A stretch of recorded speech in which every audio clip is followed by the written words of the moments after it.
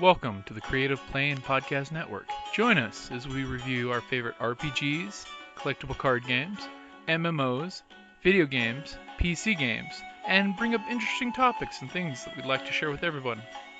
Sit back and enjoy the show.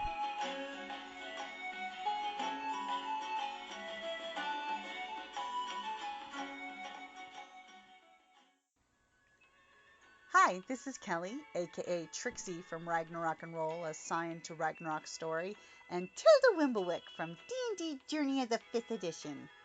First off, I would just like to say thank you to everyone for listening to our varied adventures, as well as for rating us on iTunes and RPGpodcast.com. If you haven't rated us yet, we would greatly appreciate it if you could. And if you're looking for more ways to support our efforts, we are now on Patreon, a great site where you can help us continue making more podcasts, as well as some special surprises for our patrons. If you can, please look us up at www.patreon.com/cppn. Every little bit helps. And again, thank you for listening. Hey guys, it's August the 10th for hashtag RPGaDAY 2017, which is going to be where do you go for RPG reviews? Well, me personally, I usually go to local game designers here in town. I've got a bunch of great folks. Just head over to Isles of Games, and there's quite a few game designers and podcasters that hang out there. Tucson Games and Gadgets, Mark and the group, they've got a really great pulse on what's coming out and what cool new things are out. Heck, it was Mark that introduced me to Polaris when it first came out.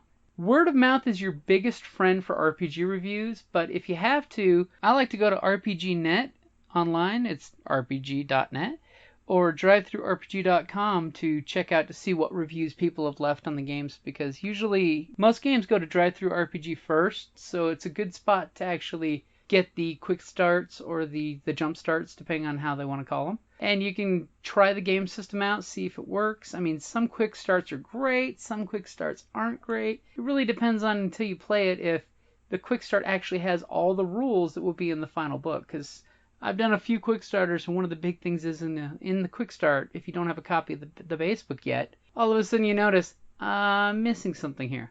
Base book comes out, and you go, oh, that explained what I'm missing. But if you check in reviews, folks might fill in the gaps that have PDFs of the base books early from Kickstarter and stuff like that. So definitely would say from my friends. That's my best place that I can say where I get my reviews is from my friends. Because thankfully I've got a lot of friends in the gaming community, as well as just chat with people on Facebook and forums. Definitely go to your favorite games forum and drop in, say hi, say who you are, and of course always use internet safety. Make sure to protect yourself from the internet. But go out and meet people. That's one of the things a lot of folks forget. We game because we're social creatures and we like to game socially. So hey guys, from friends, that's my answer for August the 10th. Where do you go for RPG reviews? Now, I'm assuming from that question they mean like to hear about other RPGs and review and things like that. Right. So when I will listen to podcasts that are recommended to me by friends. I will go to my day job and I'll listen to that stuff while I'm doing some of my work. But also I will use Facebook recommendations that friends share. A lot of friends in the industry or other writers that they share. But also if it's just seeing something that's coming out, Kickstarter or ICV2, I always want to see what either on ICV2.com is coming out in like the larger industry, but Kickstarter itself, I'm able to kind of see what's going on just on my own through the industry.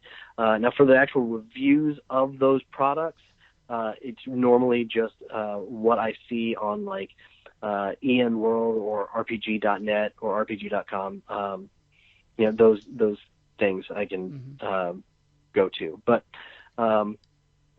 normally it's just wherever I can find them in my social networks.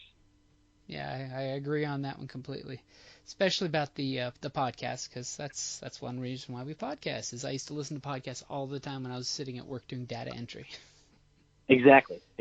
Crunching numbers and putting stuff in spreadsheets. Yeah. And listening to people play. Put it in your headphones.